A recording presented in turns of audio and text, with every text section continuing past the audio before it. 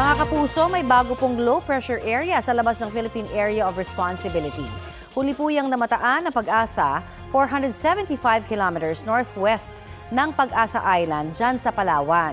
May tsansa umanong pumasok sa PAR ang nasabing LPA bukas, Huwebes o sa Biyernes, June 5. Sabi ng Pag-asa, mababa sa ngayon ang tsansa nitong maging bagyo.